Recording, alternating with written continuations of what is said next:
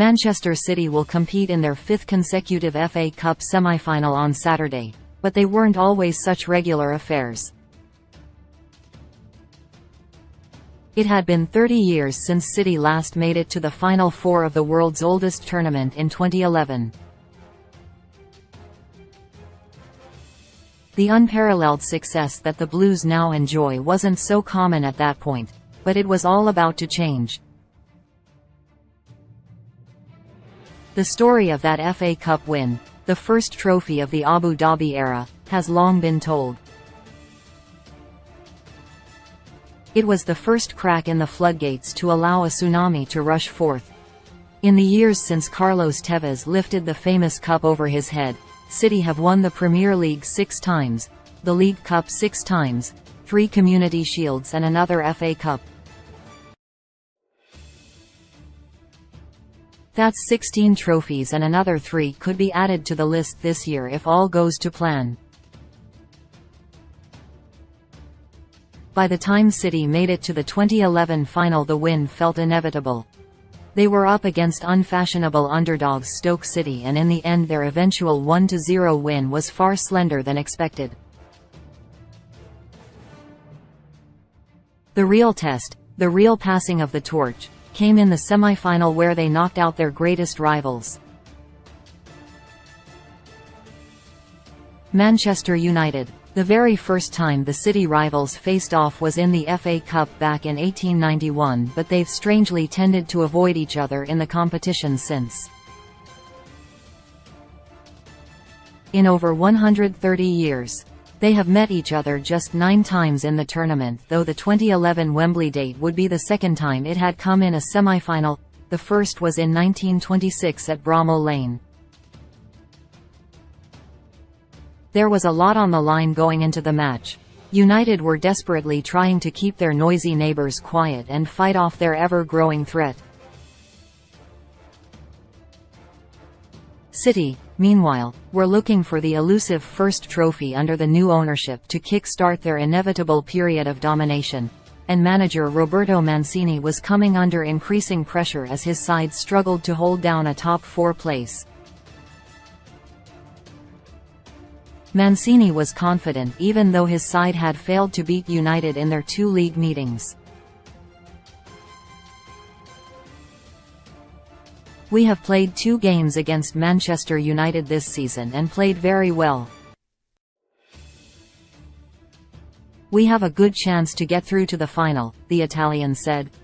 "I think that Manchester City is now very close to Manchester United. It is a great semi-final.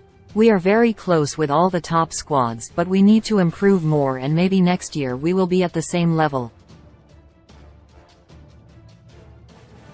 But it is important that we played a good game at Old Trafford last time and we have a chance to win, like them." The odds were not in City's favour. They had conceded 3 goals in 36 minutes the previous weekend as they were battered by Liverpool and were without captain Carlos Tevez, Kolo Touré and Jerome Boateng. Club legend Bert Trautmann, famed for his own FA Cup exploits as he helped City win the 1956 final despite breaking his neck in the process, wasn't confident.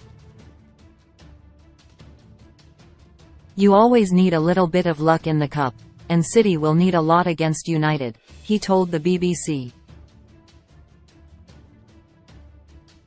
"But, being a Blue, I hope they will be in the final, and that I will be going, too. With the caliber of players in their side, they, City, should be doing better. Compare them to United, who are always good for goals. United attack all the time and they get their reward. Despite City's own injuries, United were hit even harder." Wayne Rooney and Johnny Evans were suspended while Darren Fletcher and Owen Hargreaves were unavailable.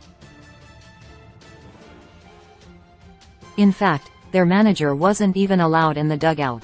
Sir Alex Ferguson had been hit with a record 5-match touchline ban for his condemnation of referee Martin Atkinson. "Some things don't change, eh?"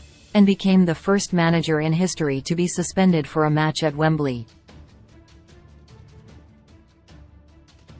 The two sides made their way out at a rapturous Wembley, though the majority of Blues fans had their back to the build-up as they bounced in the Poznan so vigorously the Wembley arch looked like it was shaking.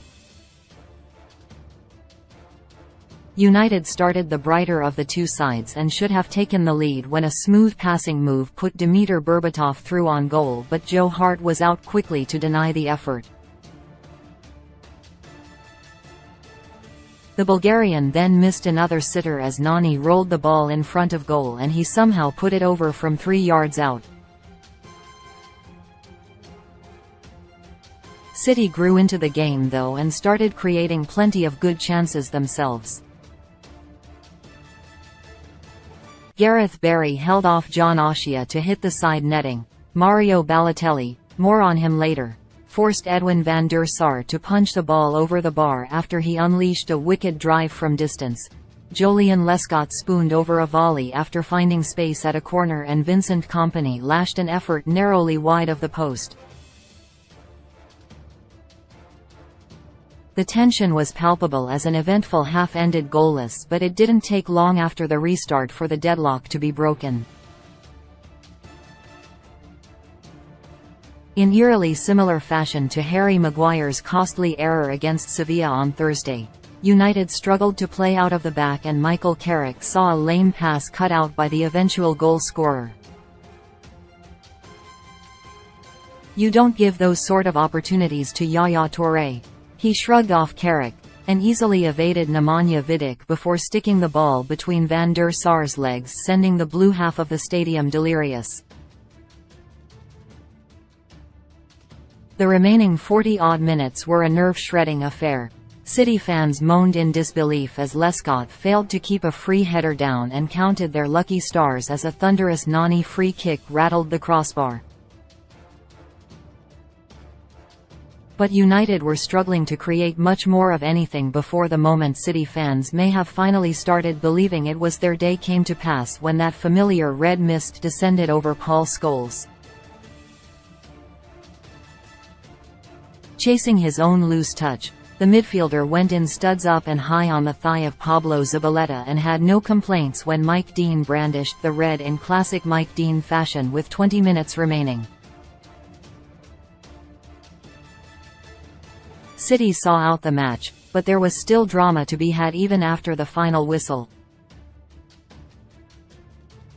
Celebrations were briefly tarnished as the ever-controversial Balotelli began celebrating in front of the United fans. Rio Ferdinand, Anderson and other United players took great offence and surrounded him. Ferdinand was especially enraged as he continued to hound Balotelli even after Mancini had dragged him away. Balotelli walked off typically nonplussed, leaving a path of chaos and destruction in its wake. Ferdinand remained enraged as Sean Wright-Phillips made a hilarious attempt at pulling the much bigger man away and once again confronted Balotelli before Van der Sar acted as peacemaker and Kompany dragged his teammate off to celebrate at the right end of the field. Ferdinand tried to go back for round 3 but was met by David Platt and instead directed his ire and finger in the face of the City coach instead before finally storming down the tunnel. Mancini remained tight-lipped on the incident, but he did defend his striker, even after the fracas was described to him. "I didn't see it. I want to wait because every time, it's Balotelli's fault," he said. He then joked after being told what happened, "We can put him in jail. Next week, we can put him in jail for this." If there was anyone who ended up behind bars, it might well have been Ferdinand. The centre-back was apologetic in the immediate aftermath, as he tweeted, "If you score a goal and give a bit to opposing fans, I kind of accept that, but at the final whistle, you should go to your own fans and enjoy it, not opposing fans." If I offended anyone, I apologize, emotions obviously running high. Yet when revisiting the ordeal in 2021, Ferdinand joked he was so angry he wanted to kill Balotelli. He said on his podcast, "I wanted to kill him that day. I get on with Mario, but at that moment in time, he was celebrating and giving gestures to our fans. And I was like, that is disrespectful, and I was going nuts." In the same conversation, Ferdinand also admitted that the defeat was the moment he accepted City weren't just a flash in the pan and they were going to be serious challengers for years to come. That semi-final, that was the moment when I thought, okay, City, are here to stay. That they were. Mancini said after the match that if they won the cup, then the next year we can play for the title because we improve our mentality and we can improve our team. You could call him Nostradamus because that's exactly what came to pass, with the nice bonus of further bruising United's previously unflappable ego in the process.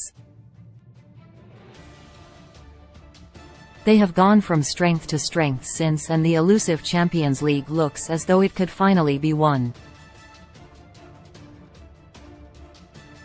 In fact, the Blues could even equal United's most famous achievement this year by winning an historic treble. In the build-up to the match back in 2011, Mancini urged his players to change history and overcome the club's biggest rivals, the ones who have had their thumb on them for so many years, and finally shed their inferiority complex. "All my players should understand very well that this is a big moment for us," he said. "The first trophy is the hardest, but it is time for City to win something." Mancini couldn't have been more right. From that fateful day at Wembley, history was changed forever.